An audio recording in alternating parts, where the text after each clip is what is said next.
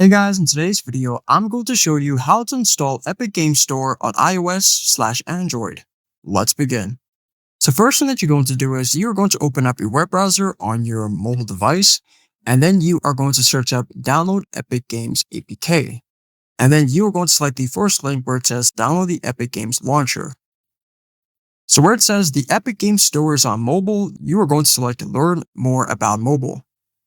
Then if you have iOS, then you are going to go to for iPhones and iPads, and you're going to select Learn About iPhone and iPad Installation. If you have Android, then you are going to select for Android, and you will select Learn About Android Installation.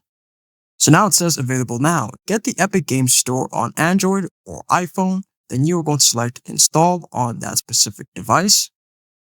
So now it says 1 sec, we are getting your app. So now it's telling you that it is installing the application on your device. So then once it is done installing, it's going to automatically open up the application for you on your mobile device. And there you go. I hope this video was helpful for you, and I'll see you in the next one.